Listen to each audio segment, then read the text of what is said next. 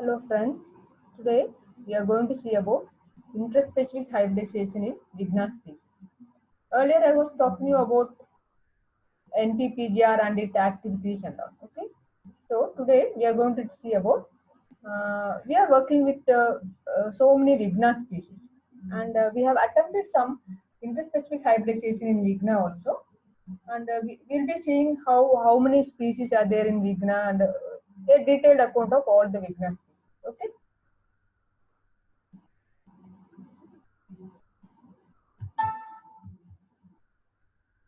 Coming to the genus Vigna. Earlier it was under Phaseolus group. Then Verdico, it was described by Verdico in 1970. Then Marechal in 1978, what he did was he separated Vigna from the Phaseolus genus. Okay, so based on the certain differences between Phaseolus and Vigna. You can see these are the main characters of Phaseolus and these are the main characters of the Vigna. So based on this Vigna group was separated out from Phaseolus in 1978 by Marechal. Next, in general, the genus Vigna has 7 subgenera and it includes 150 species.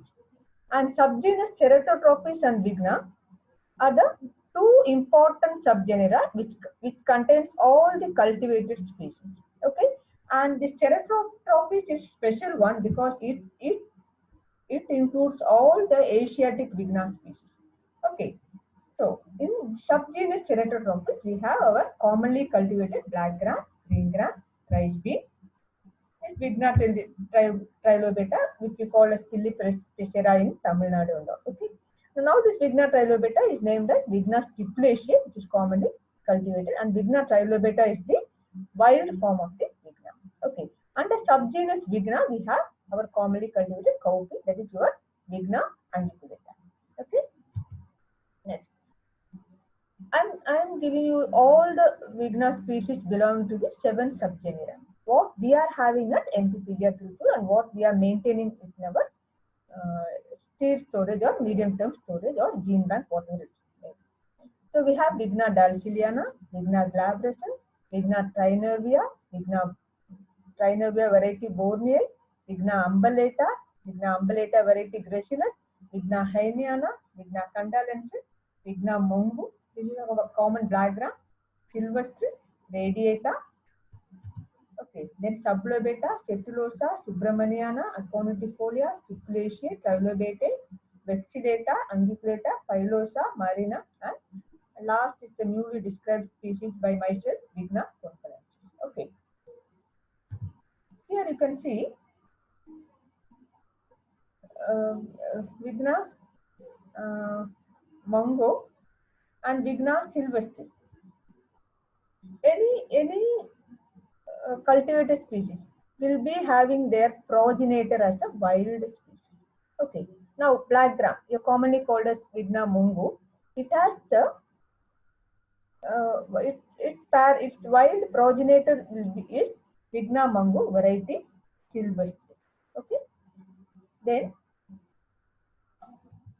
Vigna radiata. This is a common green gram, and its progenitor is Vigna sublobata and Vigna setulosa. Okay, so these two are the progenitors of radiata, and mungo is the silvestre is the progenitor of the Vigna mungo. Okay, then this aconitifolia is called as rice bean. This Vigna marina is the seashore species. That is, you can see the marina in the salty area. Okay, so how this Vigna can be grouped? It is based on germination behavior. So 4 different types of germination is noted: epigeal with petiolate primarily, epigeal with subsessile primarily, hypogeal with petiolate primarily, hypogeal with subsessile primarily. You basically know about what is epigeal germination, what is hypogeal germination. Okay. No, this is I'm showing all the photographs of where you can see all the types of germination. Okay, here you see epigel with subsessile primarily, which is in your Vigna mungo, that is your wood bean, black gram. Okay, see, this is epigel with petiolate primarily in Vigna triolata. Then this is Vigna agontifolia with hypogel. You cannot see the cotyledons here. It is hypogelate with petiolate primarily. And this is hypogel with subsessile primarily. You will not see the petiole here in the primarily.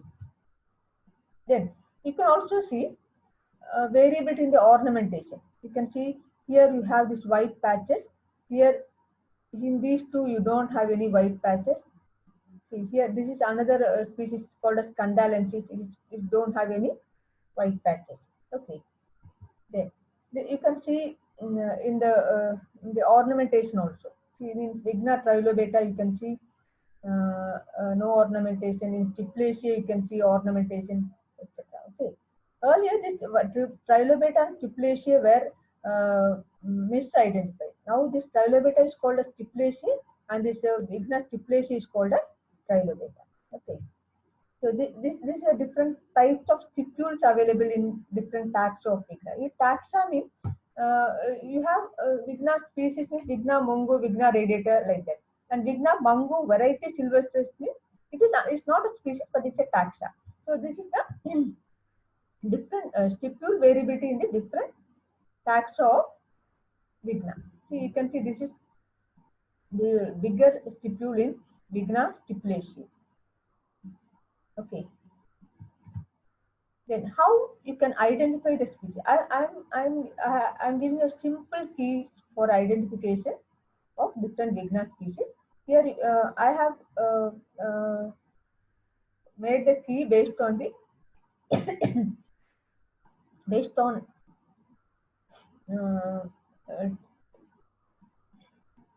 different keys. Okay. So primary leaf attachment, petiolate. So main is primary leaf attachment, petiolate and germination hypogel. In this character we have, again we are dividing into primary leaf ovate lanceolate and primary leaf lanceolate based on this 2A, 2B, and again this 2A is divided into 3A and 3B, like that. Under this 1A we have got Pilosa marina, Acontifolia, glabrata. Okay. See, I am showing some photographs of different Vigna species. Yeah, this is called as Pilosa. This is marina. I told you that it is found in the seashore areas. Okay. This is Aconitifolia or your rice bean. This Vigna glabrata. Then based on the next this thing, pod attachment, pendant, stem and pod glabrata. We have Vigna dalciliana, Vigna stipulosa, gracilis, umbellata. You can see Vigna dalciliana, Vigna umbellata variety gracilis. This is called as stipulosa, but now it is called as Vigna trilobata. This trilobata can be differentiated based on the seed characters, where this aerial is very prominent. This is your rice bean. Then under 5B group we have Vigna trinervia variety bornea, Vigna trinervia variety trinervia. Okay. Then another 1B, that is primary leaf attachment, subsessile and germination epigea. You have Vigna candalensis, mungo, sylvestris, cetulosa. These are the photographs of candalensis, mungo. This is sylvestris, this is cetulosa. You can see in this species you have all the pods are borne above level. Okay, above the canopy level. This is a very distinguishing character to identify the taxa Vigna radiata variety cetulosa. Okay. Then we have another species Vigna haineana, and under this only Vigna radiata also come. Then under climbing this thing we have Subramaniana sublobata. Okay. So this is Vigna haineana, another species. This is Vigna radiata. It's common green gram. This is Vigna Subramaniana. This is Vigna radiata variety sublobata. This is the progenitor of the Vigna radiata, that is your green gram. Okay. Then Another one is germination hypogeum, primary leaf attachment, subspecial is Vigna vexillata, and germination epigeum and primary leaf attachment is petiolate. It will be Vigna unguiculata, Vigna trilobata, and this earlier it was Vigna. It was called as Vigna species nova. Now I have described it as Vigna concanensis. Okay. This is Vigna unguiculata. You may have seen so many variability in this Vigna unguiculata. Then this is Vigna vexillata. This is the common progenitor. This is the progenitor of this Vigna unguiculata. This Vigna vexillata. That is for your cow pig. This Vigna vexillata is the progenitor. Supposed to be the progenitor. Okay. Then this is Vigna trilobata. Now it is called as Vigna stipulaceae. That is called your Pilipacera and all. It is commonly grown in the not grown. It is a weed in the paddy field. Okay, and some are really growing also. So this is Vigna species nova. What I have described as Vigna concanensis. Okay, so you can see in this so many glabrous glabration. Entirely the plant is fully glabration, and it has so many different with sublobata also. Okay. So coming to the interspecific hybridization, we had a program under NIIP to find out the crossability relationship between different species. So we have made so many interspecific hybrids between crossing between different species, and we have succeeded in only very few crosses. One is Vigna radiata and Vigna radiata variety sublobata.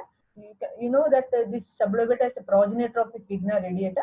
So naturally it will be crossable only. So with this we have got F1 hybrid.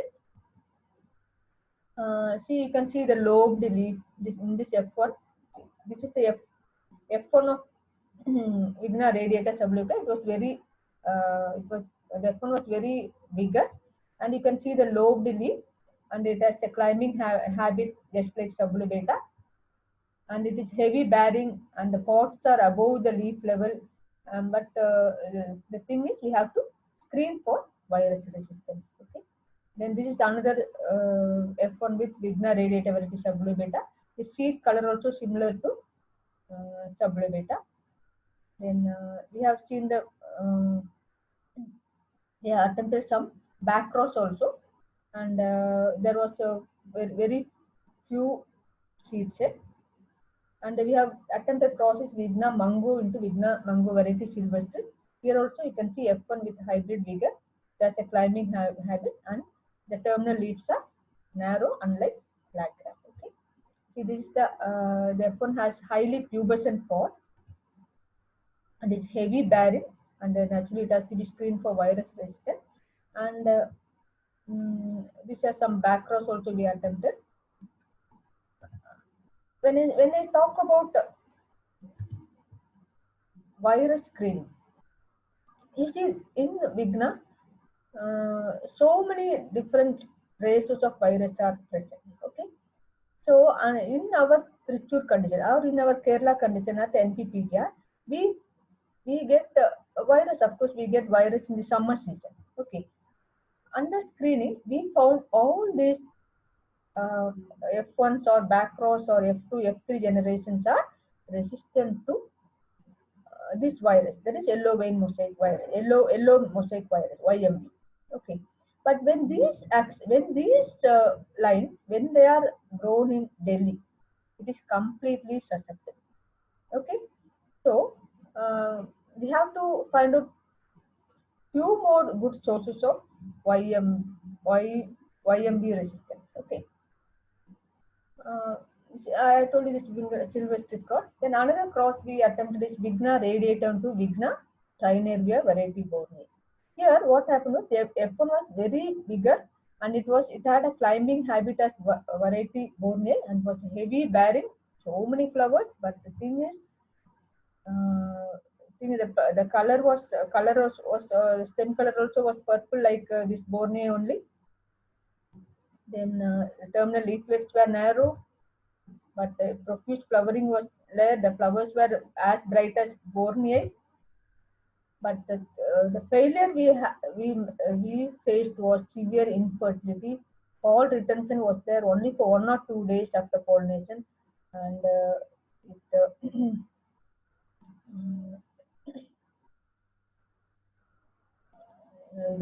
we were not able to get any pod out of it. Okay, so we back crossed also, but the percentage was very low. Okay, the another cross we made was Vigna umbellata into variety Gracilis. So this is also Gracilis is also the progenitor for this Vigna umbellata, that is your rice bee. Okay, this is your rice bee. Here also we attempted back cross, but it was a failure. We also attempted Vigna radiata variety Vigna into Vigna candalensis. This is the candalensis is commonly seen wild species in the Kongan region, and it is very closely related to radiata, and it's a erect species. Okay, I am showing the difference between the Vigna trinervia and Vigna bornei. You can see the difference, how pubescent is trinervia and how sparsely pubescent is bornei. This is Vigna trilobata. Now this is Vigna stipulaceae. This is Vigna subramaniana and Vigna sublobata and all. This is Hainiana. I'm showing the photograph for different species. Gracilis. This is mm,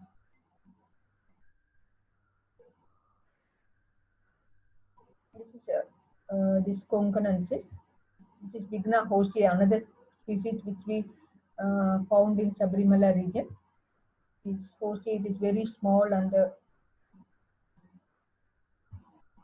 this is Trinervia. This is radiata. This is sublobata, different variability in sublobata species. This is Chetlos. As I told, the pods are grown above canopy level. So these are some crossed seeds of Vigna radiata into sublobata. Okay, this is with radiata into setulosa, radiata into bornei. This is a photograph of bornei.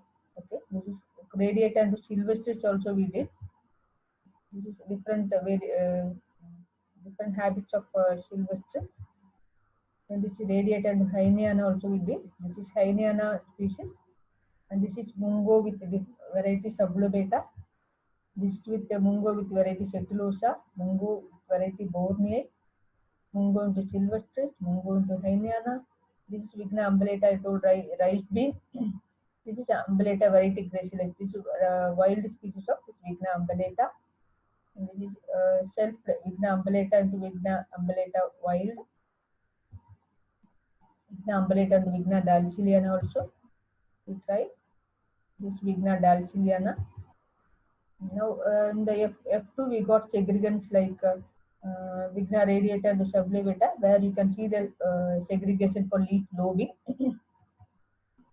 This is also Mungo to sylvestris. We got the segregation for hairiness. So this in short about what we were doing in the Vigna hybridization program. The thing is, F1, F2, F3, the if you grow F1 to F4, F4, F5 and all, the genes, I mean the F1, I mean the advanced generation are reverting back to its parent. That's what we observed in all the process.